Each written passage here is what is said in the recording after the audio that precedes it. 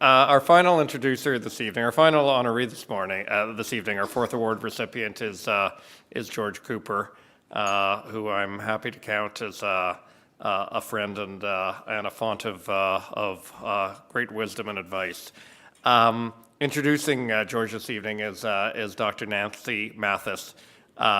Nancy is a strong, passionate member of the New Brunswick business community, a chemical engineer, a PhD in chemical engineering, an entrepreneur, and someone who is now serves as executive director of the Wallace McCain Institute for Business Leadership.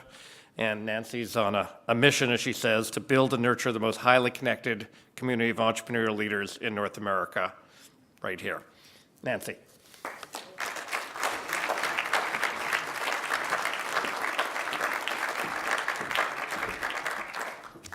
All right. I've been looking forward to this. So thank you for this event today, and thank you, Frank, for being involved in putting this award together. I think that inspires people to reach to new heights. I'm going to tell you 3 short stories over 12 years. 3 short stories about George that I didn't really know were about George until I got to the end of my stories. My first interaction with George 12 years ago, I was invited to a dinner by Peter Morand. Peter was the past chair of NSERC.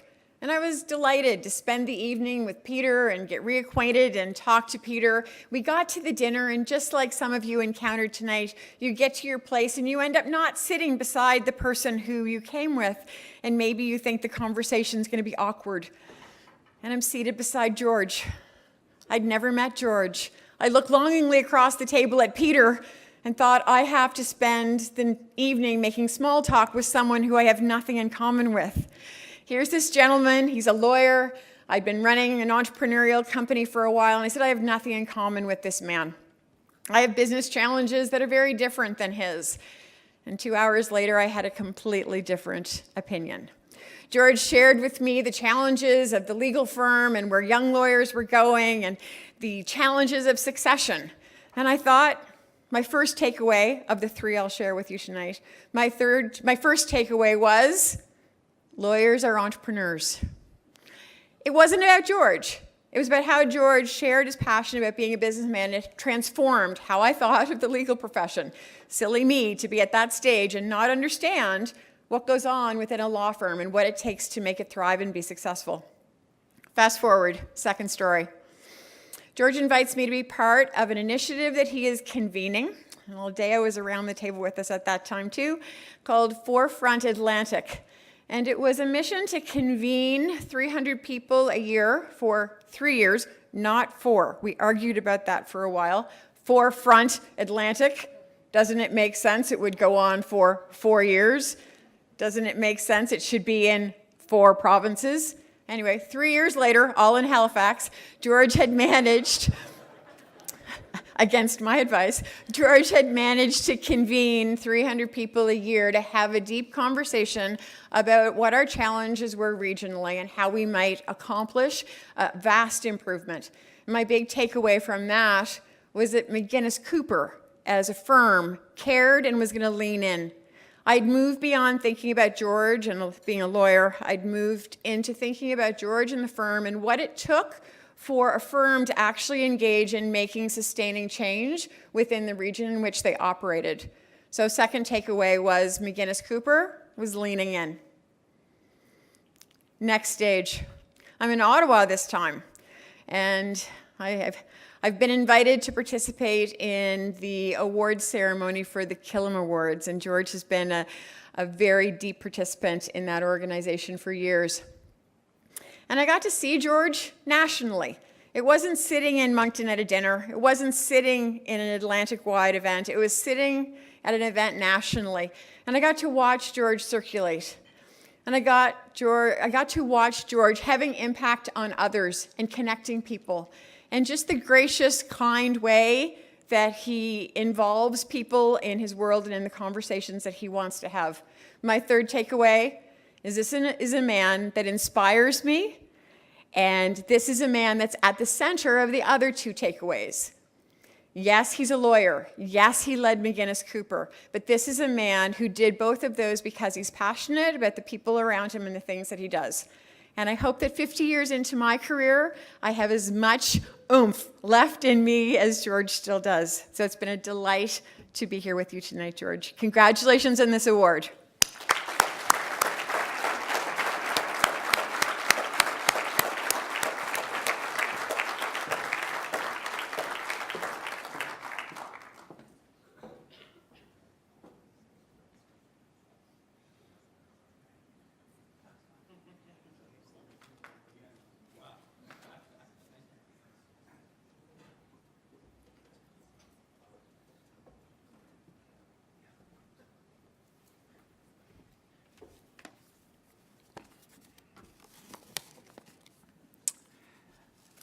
Mesdames et Messieurs, Président Ed Greenspan et le Forum des politiques publiques, merci infiniment pour ce grand honneur.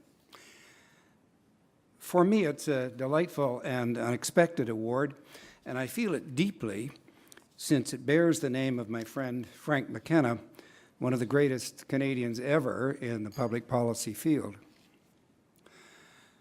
Actually, I was hoping that this award would come with a T-shirt with Frank's name on it. You know, for political balance and for sartorial balance also. After all, every morning I put on another piece of clothing covering an equally vital piece of my anatomy, and on it there is the name of another distinguished political leader.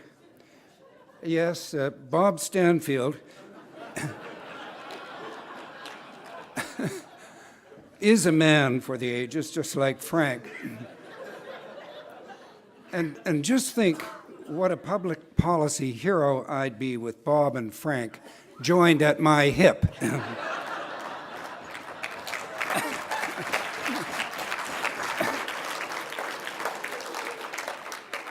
And come to think of it, Bob and Frank were once joined at the hip.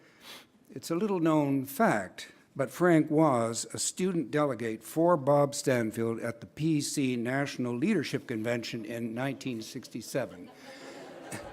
You could look it up. It's a delight also to share this evening with another Stanfield-like Nova Scotian.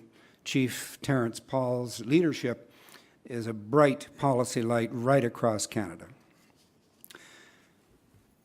What is leadership? Well, it's a little like pornography. You may not be able to define it, but you know it when you see it. Sir Walter Scott's words, I think, come closest. The will to do, the soul to dare. The will to do, the soul to dare. Now, some, like Bob Stanfield, have leadership thrust upon them, while others, like Frank, come by it naturally. In grade 8 in Appohaqui, Frank ran for class president, and his slogan was simple, but it worked. 4 more dances, vote for Francis. It's true. And the rest is history. And when Frank stepped down as premier, we were greatly honored when he joined our firm. And Frank, we certainly had a lot of pretty fancy dances together during that period, so to speak. Now, I was asked, as others, to speak on a public policy topic of my choice, but I have 3. I'll be quick. The first is doing politics better. Politics is a tough business, and only the stoutest hearts can endure, hearts like Bob's and Frank's. But it's much worse today. The 24-hour news cycle is a megaphone for a Twitterverse tsunami of insult and fabrication.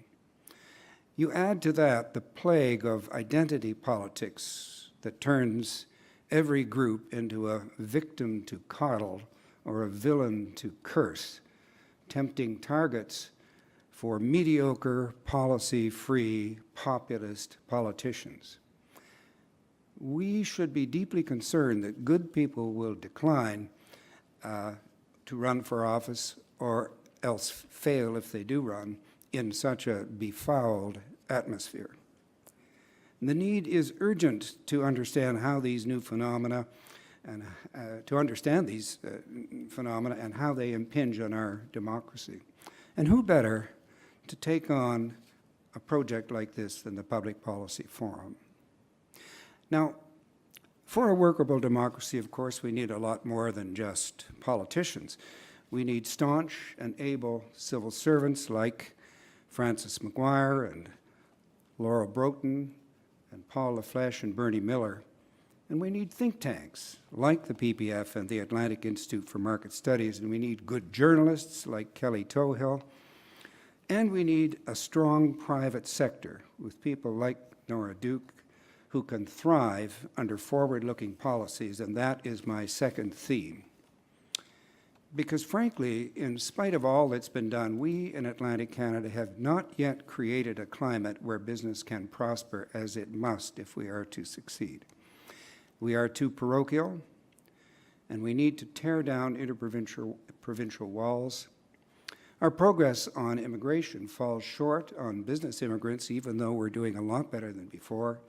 And we need to be able to develop our natural resources. We need to export more. We need lower taxes. We need to up our game in startups, especially high tech. In venture capital and private equity, we're a lot better than we were with Nancy Mathis and Jerry Pond and others leading the way, but we're still funding startups at only half the rate of the rest of Canada. And Canada is behind the US and large parts of the EU and even Asia. So, can better public policy crack this nut or not? I think we better hope so, or else the silent footfalls of the young people now leaving our region will soon become a thundering herd. Adrienne O'Prey is a world beater. Let's give Adrienne the tools she needs to do her job.